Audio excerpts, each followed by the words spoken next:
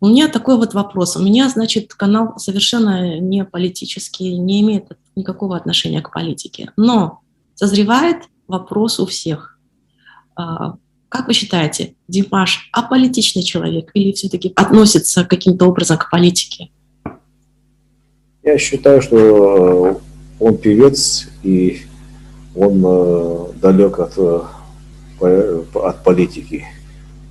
Ведь я хочу в этом отношении сказать, что когда-то у нас был заместитель муфтия Казахстана Алсабеков.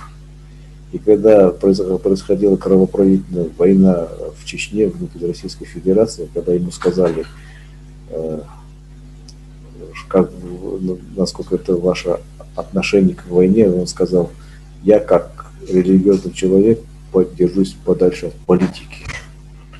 Вот, поэтому любая, скажем, религия призывает прежде всего к миру, милосердию.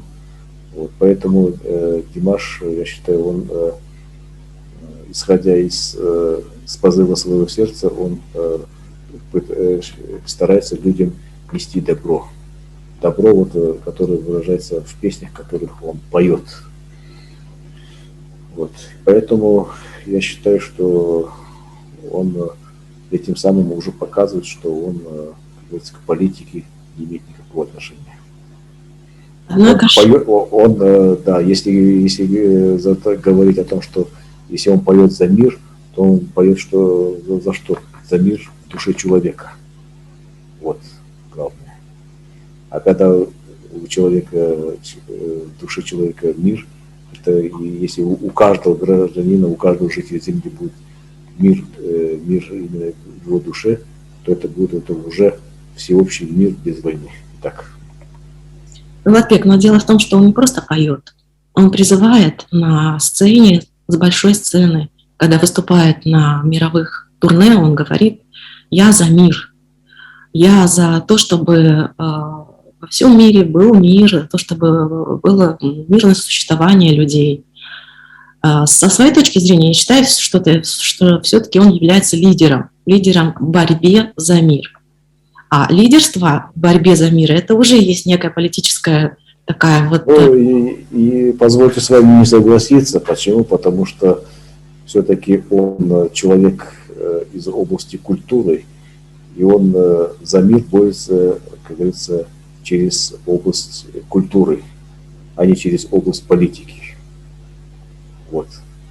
Поэтому вот это вот, призывая, еще раз говорю, за мир, он говорит, исходя из своей души. Вот если слово «ислам» сказать, то люди там стереотипно думают, что ислам это означает покорность. Нет. Ислам происходит от слова «салям».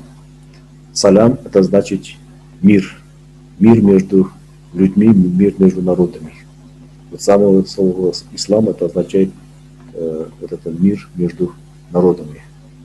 Поэтому это значение, к сожалению, мало кто понимает. Латбек, но дело в том, что вот кроме вас я обращалась к другим политологам, которые считают, что Димаш абсолютно аполитичный. Мало того, что аполитичный, он не высказал своей точки зрения в отношении событий, январских событий в Казахстане. Он не выразил свою точку зрения в отношении украинских событий. Как вы считаете, он имеет право на это? Или все-таки он должен выразить свою точку зрения? Он мог выразить свою точку зрения с позиции, скажем, гражданина. Вот, недаром же Некрасов, русский поэт, говорил: поэтом ты можешь не быть, но гражданином быть обязан. Но и здесь у каждого гражданина есть свои гражданские права, свой выбор, да или нет. Но он сказал: нет политики в своей душе. Все, он воздержался. Он просто не хочет, как говорится, себя, как говорится, в эту, как говорится, скажем, в эту сферу себя, как говорится, влечь не хочет себе. Потому что, я еще раз повторяю слова вон того муфти, я, говорит, не иду в политику, не поддерживаю, потому что в политике там сплошь обман и кровь. Поэтому и Димаш, исходя из своих собственных вот этих внутренних, как говорится, состояния души, тоже, как говорится, не хочет увлекаться в это. И я его вполне понимаю. Хорошо. Но его участие во всевозможных мероприятиях Нуротана — это нормальное явление для человека, который относится к искусству, культуре? Может быть, не нужно вот такое явное участие в мероприятиях? Но если затрагивать вопрос о его, скажем, политических, скажем, симпатиях каким-нибудь партиям, это, конечно, его личное, скажем, дело. Но я на его месте, конечно, не стал бы, скажем, культуру, как говорится, идеологизировать в этой части. Дело в том, что я, когда был молодой еще, когда еще был студентом 4-го курса, это был 1989 год, и я вот услышал интервью известного российского тогда еще советского актера Константина Райкина, сына известного сатирика Аркадия Райкина. Так он говорил тогда, что искусство не должно зависеть от политики. Искусство должно как бы показывать недостатки политики, и политика должна быть ей за это благодарна. И от этих слов Константин Райкин не отказался до сих пор, он до сих пор убежден в этом. Поэтому я считаю, что Димаш, скажем, посещая партию Нуротан, может быть, он хочет как-то больше очеловечить эту партию, чтобы не было там всяких чтобы не было в этой партии различных пороков общества, которые мы видим. Вот эти всякие обман, коррупция, там, махинации, разворовывание и так далее. Вот такие.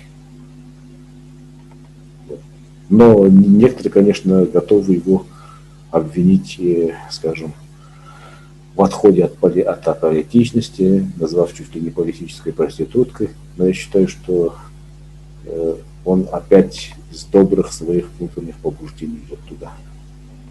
Я, конечно, на его месте я не стал делать, и политика это вещь тонкая. Вот, но раз он пошел, значит он что-то как-то сделал свой выбор. Мгм.